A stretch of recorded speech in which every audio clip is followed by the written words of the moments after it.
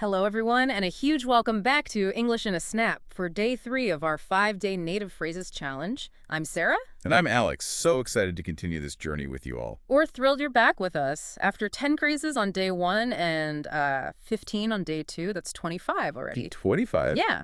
So today, for day 3, we are tackling 20 NW and genuinely authentic native phrases. These are, the real gems from our own daily conversations. 20 more. Wow. My English brain is expanding. It is. And remember the goal. Day 4 will bring 25 phrases, and day 5 will have 30. That's 100 essential native phrases by the end of this week to make you sound, well, incredibly natural. 100, okay. Today's phrases are all about real, everyday chat. Practice, repeat, and really don't fear mistakes. They're just learning steps. Let's dive into day 3. Let's do it.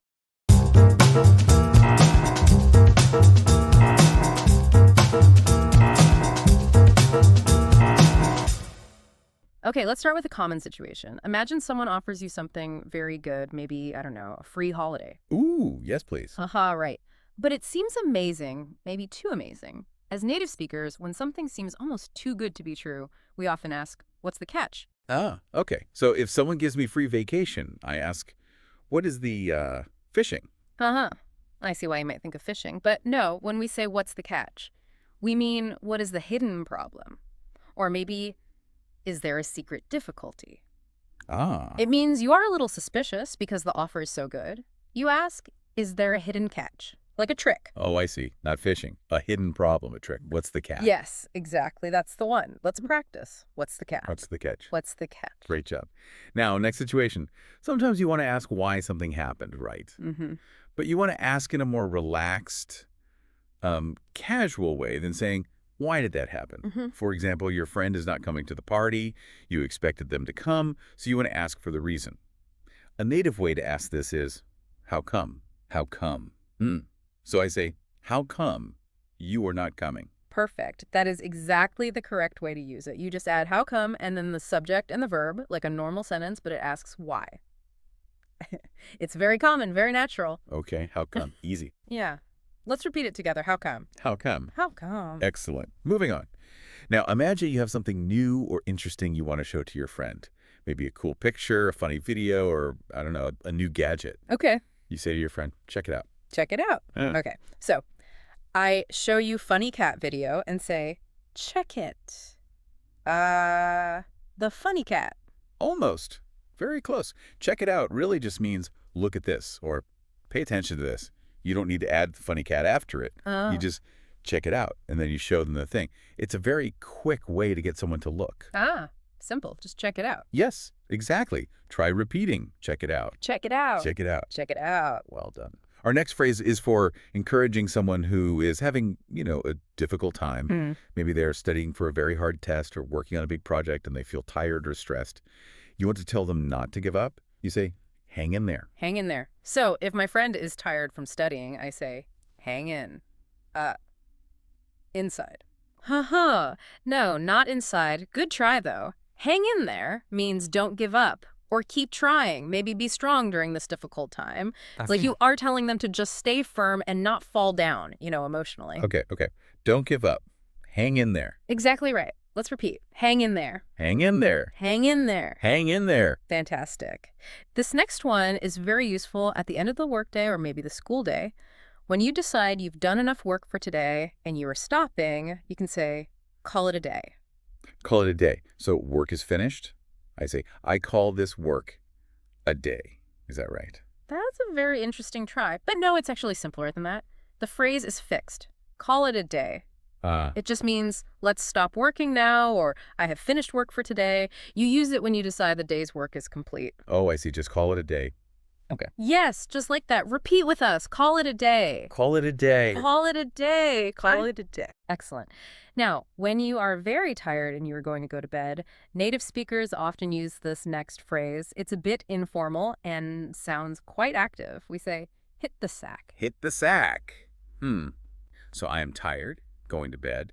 I say, I will hit my bed with a sack. Haha. That would be strange. No sack, and definitely no hitting your bed. A sack here is just like a slang word for bed. Right. So hit the sack just means go to bed. It's a very common casual way to say it when you were tired. Okay, so hit the sack, go to bed. Like, I am tired. I will hit the sack. Perfect usage. Yes, let's practice that. Hit the sack. Hit the sack. Hit the sack. Hit the sack. Well done. Okay, our next phrase is about secrets. Ooh, secrets. Yeah, imagine someone knows a secret, but they don't want to tell you. You're very curious and you want them to tell you the secret. We can say, spill the beans. Spill the beans. And so someone has a secret. I say, please, take the beans and drop them. Haha. That's the literal meaning, yes, but the phrase means something totally different. Spill the beans means tell the secret, or maybe reveal the information. It's like the secret is hidden inside something, maybe like a container, and you are asking them to spill it out, like beans. Oh. So spill the beans means tell me the secret. Okay. I like that one. Yes, exactly. It's fun, right? Let's repeat it. Spill the beans. Spill the beans. Spill the beans. Spill the beans. Great. This next one is very useful when someone wants to tell you something important and you want to show them you are ready and waiting to listen carefully. You want to show them you are paying full attention. You say, I'm all ears. I'm all ears. So if you want to tell me something, I say my ears. Yeah. They are all of them. Listening? Uh-huh. That image is funny. But no, I'm all ears just means I'm ready and eager to listen to you. Okay. It's like saying your whole body, represented by all ears, is focused on listening. It just means, tell me, I'm listening carefully. I'm listening carefully. I'm all ears. Got it. Yes, very good. Repeat with us. I'm all ears. I'm all ears. I'm all ears? I'm all ears. Well done. Okay. Imagine something happens that you have been waiting for a long, long time. Maybe you waited many hours for a bus, and finally, it arrives. Or someone finally finished a job they started ages ago. When it finally happens, you can express that you feel it should have happened sooner by saying, it's about time. It's about time. So the bus comes after long wait. I say, the time for this bus is about now. Close idea, but the feeling is stronger. It's about time shows that you feel something is overdue, you waited for it, and you think it really should have happened already. So when the bus arrives, you say, with feeling, finally, it's about time. Oh, yes, with that feeling. Like relief, maybe, it's about time. Perfect. That's the feeling. Let's repeat it. It's about time. It's about time. It's about time. It's about time. Very good. Our 10th phrase for today is for showing strong agreement with someone. When someone says something that you totally agree with and you feel the same way very strongly, you can say that again. You can say that again. So you say something true and I agree and I say, okay. I will say it again now. Haha. No, we don't literally want you to repeat it. You can say that again is just a fixed phrase that means I completely agree with you. What you said is very true. Yeah. It's a way of emphasizing your agreement. Like, yes, absolutely. Okay. It means I agree strongly. You can say that again. Exactly. Spot on. Repeat with us. You can say that again. You can say that again. You can say that again. Great job on the first 10. Wow, halfway. Let's keep going. Okay. This next phrase is similar to the last one, showing agreement, but it often implies you share the same experience or frustration. Mm-hmm. Someone talks about how difficult something is, maybe work or studying, and you have the same difficulty. You agree by saying, tell me about it. Tell me about it. So my friend says, this work is very hard. I say, okay, I will tell you about the work. Good try. Logical guess, but tell me about it here doesn't mean please explain the work to me. Well, it means I know exactly what you mean because I've experienced the same thing. Or just, I agree it is hard. It shows empathy and agreement based on shared experience. oh, I understand now. So it means I agree because I know how it feels. Tell me about it. Yes, exactly. It's very common for showing you share someone's feeling, especially if it's a negative feeling like frustration or tiredness. Let's practice. Tell me about it. Tell me about it. Tell me about it. Tell me about it. Well done. Next phrase is used when you want someone to stop doing something annoying or irritating. Ah, useful. Yes. Maybe a child is making a lot of noise or someone is teasing you too much. You want them to stop immediately. You can say firmly, knock it off. Knock it off. So if someone is noisy, I say knock something from the table. No knocking things off tables here. Knock it off just means stop doing that or stop it.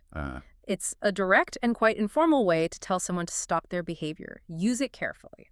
Okay, stop it. Knock it off. Precisely. Let's repeat. Knock it off. Knock it off. Knock it off. Knock it off. Good.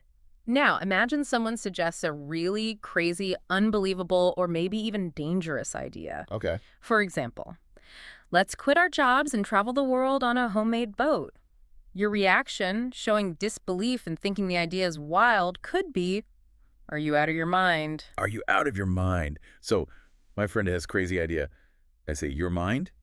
It is outside. Haha. That mental picture is funny, but no, are you out of your mind means, are you crazy, or is that a serious suggestion? Oh. It expresses strong surprise and disbelief at how foolish or, reckless the idea seems. Are you crazy? Are you out of your mind? Exactly. It's a very strong phrase. Use with caution again. Let's practice. Are you out of your mind? Are you out of your mind? Are you out of your mind? Very good. Okay, next up is a lovely positive phrase. Imagine someone does something kind for you, or gives you good news, or something good happens that just makes you feel very happy and cheerful. You want to tell that person or express how happy you feel? You say to the person, you just made my day. You just made my day. So you give me chocolate. I say my day. Yeah. You have created it. Haha. Well, you didn't create the whole day, but you just made my day means you did something that made me feel very happy right now. Okay. It means that specific good thing, like the chocolate, improved your mood and made the day feel much better. Oh, I understand. It means you made me very happy. You just made my day. Yes, that's the feeling exactly. Let's practice this nice phrase. You just made my day. You just made my day. You just made my day. You just made my day. Wonderful. This next phrase is for expressing that you were extremely impressed, surprised, or excited by something. Mm-hmm. Maybe you saw an amazing performance, heard incredible news, or experienced something fantastic. You were so impressed it felt like a strong wind hit you. You say, I was blown away. I was blown away. So, amazing performance. I say, the wind. It pushed me away. Hopefully you weren't literally pushed by wind.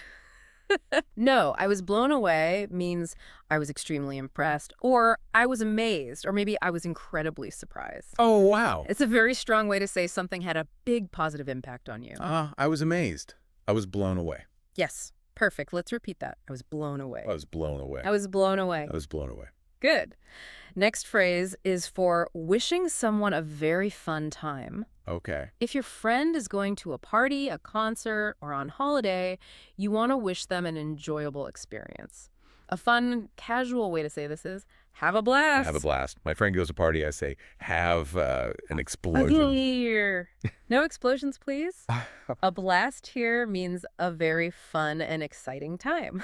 So have a blast simply means have a lot of fun. It's a common, informal way to wish someone a really good time. Okay, have a lot of fun. Have a blast. Good one. Exactly. Let's repeat it. Have a blast. Go blast. Have a blast. Have a blast. Excellent. Now, this next phrase is useful for difficult situations that you just cannot change. Maybe something bad happened or plans changed due to things outside your control. You accept the reality of the situation, even if it's not good, because you know you cannot change it. You just say, it is what it is. It is what it is. So bad weather cancels picnic. I say, this situation. Exactly. This situation. Yes, you understand the literal meaning very well. And that's basically what the phrase means, but it carries a feeling of acceptance. Okay. It is what it is. Means this is a situation, I cannot change it, so I accept it. It's used when you have to deal with a reality, even if it's unpleasant. Accepting a bad situation. It is what it is. Precisely. Let's practice. It is what it is. It is what it is. It is what it is. It is what it is. Very good. Getting near the end. Our next phrase is about support and protection. If your friend is facing a challenge or needs help, and you promise to support them and protect them, you can say, I've got your back. I've got your back.